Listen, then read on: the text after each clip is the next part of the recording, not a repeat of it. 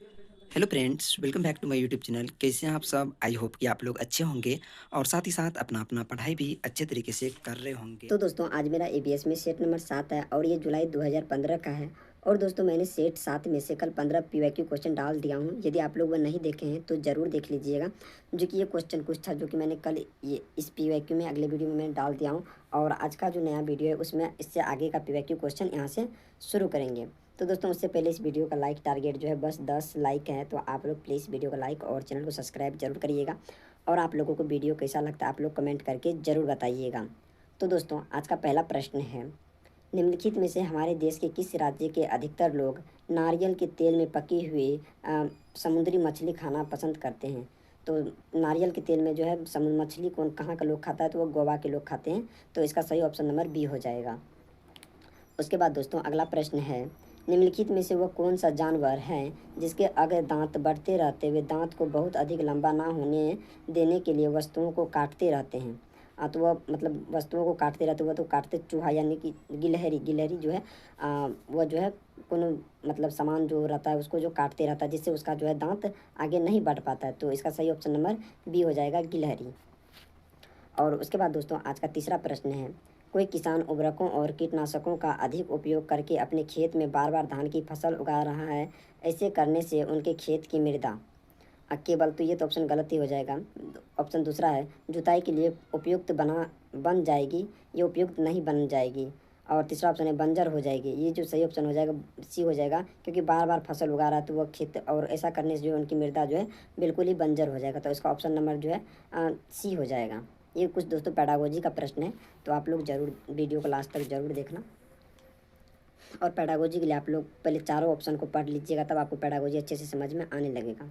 तो दोस्तों आज का अगला प्रश्न है, रेगिस्तानी ओक के बारे में निम्नलिखित कथनों का अध्ययन कीजिए। दोस्तों रेगिस्तानी ओक बहुत ही ज़्यादा इंपॉर्टेंट है और इससे बहुत बार क्वेश्चन पूछा भी गया है, तो आप लोग इसको अच्छे से देख लीजिएगा। तो पहला ऑप्शन में है, रेगिस्तानी ओक एक वृक्ष है जिनकी ऊंचाई हमारी कक्षा के कमरे के लगभग बराबर अर्थात 4 मीटर होती है। ये बिल्कुल ही सही बात है। और दूसरा ऑप्शन में है, यह वृक्ष की जड़ें नीचे वृक्ष की ऊंचाई की लगभग 30 गुनी गहराई एवं जमीन के भीतर जाती है तब तक कि जब तक पानी ना पहुंच जाए। यह भी ऑप्शन सही हो जाएगा।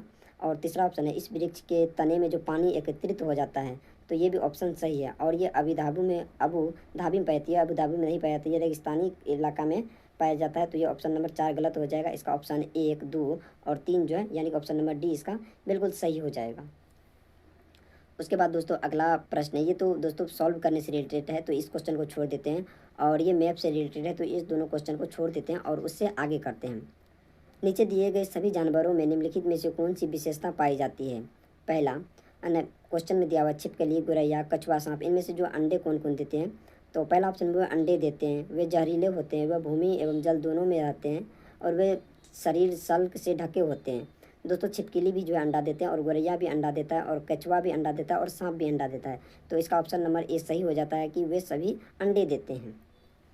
और उसके बाद दोस्तों अगला प्रश्न है, प्राथमिक स्तर पर पर्यावरण अध्ययन के शिक्षण में कहानियों और कविताओं का प्रभावी ढंग से उपयोग किया जा सकता है। पर्यावरण अध्ययन में इनके उपयोग का मुख्य उद्देश्य है। पहला ऑप्शन में कक्षा की विविधता की पूर्ति, दूसरा ऑप्शन में सीखने के लिए संदर्भगत वातावरण प्रदान करना, तीसरा ऑप्शन में पाठों को आनंददायक बनाना, और चौथा ऑप्शन में भाषिक कौशल को बढ़ावा देना।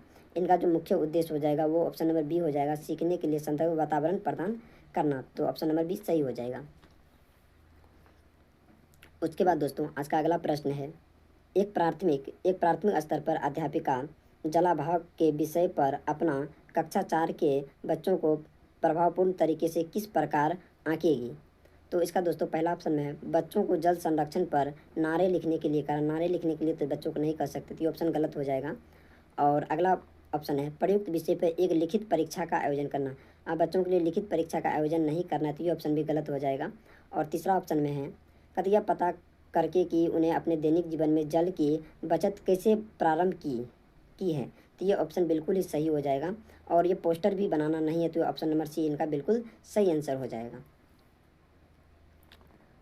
उसके बाद दोस्तों अगला प्रश्न है, आपके प्रधानाध्यापक ने आपको कहा कि कक्षा 5 के विद्यार्थियों को शैक्षिक अवलोकन यात्रा के लिए ले जाएं, इस अवलोकन यात्रा को सार्थक बनाने के लिए आप अपनी योजना में क्या सम्मिलित करेंगे? तो इसका पहला ऑप्शन है क्रियाकलापों की एक स्थिरीकृत शीट पर उस स्थान के बारे में तैयार करना और प्राथमिक तथा सार्थक अध्ययन के लिए उसे विद्यार्थियों के साथ यात्रा से पूर्व साझा करना। तो ये ऑप्शन बिल्कुल सही हो जाएगा। और इसका जो 85 का ऑप्शन नंबर ए जो है बिल्कुल सही हो जाएगा। ये थोड़ा बड़ा है तो इसका पूरा ऑप्शन नहीं पढ़ रहे हैं। तो दोस्तों उसके बाद अगला प्रश्न है, प्राथमिक स्तर पर पर्यावरण अध्ययन के आकलन में निम्नलिखित में से कौन सा एक संकेतक उपयुक्त नहीं है? तो इसमें बोल रहा है कि इसमें से सही कौन नहीं है। इसमें 3 ऑप्शन सही है और एक गलत को छाँटना है। स्मरण करना जो दोस्तों बिल्कुल ही नेगेटिव वर्ड्स है, तो ये ऑप्शन गलत है, लेकिन इसमें बोल रहा है कि नहीं, तो ये ऑप्शन नंबर सही हो जाएगा। प्रश्न पूछना ये भी सही हो जाएगा। न्याय और समानता की प्रति चिंता ये भी सही हो जाएगा और सहयोग ये भी सही हो जाएगा। लेकिन इसमें बोल रहा है कि नहीं करना है, तो इसमें ऑप्शन नंबर ए बिल्कुल सही हो जाएगा। उसके बाद दोस्तों अगला प्रश्न है, इस पौधे में पत्तियां हैं जिन्हें सब्जी की तरह प्रयोग में लाया जाता है। इसके बीजों से तेल प्राप्त किया जाता है। ये पौधे जो दोस्तों सरसों होगा, जिससे जो है सब्जी की तरह प्रयोग में लाया जाता है और तेल भी प्राप्त किया जाता है, वो सरसों से प्राप्त किया जाता है। और उसके बाद दोस्तों अगला प्रश्न है, क्रॉस यानी कि वज्र के बारे में निम्नलिखित कथनों का अध्ययन कीजिए। पहला ऑप्शन में यह एल्युमिनियम, आयरन और कॉपर जैसे एक ही तत्व है। दूसरा ऑप्शन है इसे भट्टी में कॉपर और टीन को पिघलाकर बनाया जाता है। तीसरा ऑप्शन है आदिवासी लोग ब्राज का उपयोग हजारों वर्षों से कर रहे हैं। और चौथा ऑप्शन है ब्राज की बनी वस्तुएं एल्युमिनियम की बनी वस्तुओं की तुलना में हल्की परंतु कहीं अधिक मजबूत होती है। तो इसका ऑप्शन जो है दोस्तों ऑप्शन नंबर 2 और ऑप्शन नंबर 3 जो है बिल्कुल सही हो जाएगा। और ये 2 ऑप्शन जो है ये गलत हो जाएगा। तो इसके बाद दोस्तों अगला प्रश्न है, निम्नलिखित में से कौन सा मच्छरों से होने यानी कि फैलने वाले रोगों का समुच्चय है, यानी कि मच्छरों से कौन कौन से रोग फैले जाते हैं उस रोग के बारे में बात करना है दोस्तों। पहला हो गया चिकनगुनिया, जो कि मच्छरों के काटने से फैलता है। दूसरा डेंगू तो बहुत ही ज़्यादा खतरनाक भी होता है। और तीसरा मलेरिया। ये तीनों ऐसा है जिससे जो है मच्छरों काटने से ये तीनों फैलता है बहुत ज़्यादा। और उस ये दोस्तों आज का जो है सेट नंबर 7 का जो 15 क्वेश्चन बचा हुआ था, वो सेट नंबर 7 का 15 क्वेश्चन जो है पूरा क्लियर हो गया। और ये क्वेश्चन दोस्तों सॉल्व करने से रिलेटेड है, तो इसीलिए क्वेश्चन को छोड़ दिए हैं। तो आज की दोस्तों क्लास में इतना ही। और आप लोगों को ये वीडियो कैसा लगा आप लोग कमेंट करके ज़रूर बताइएगा। और दोस्तों आप लोग वीडियो को लाइक और चैनल को ज़रूर सब्सक्राइब करिएगा। और मिलते हैं दोस्तों सेट नंबर 8 के साथ। तब तक के लिए बाय, लाइक एंड सब्सक्राइब।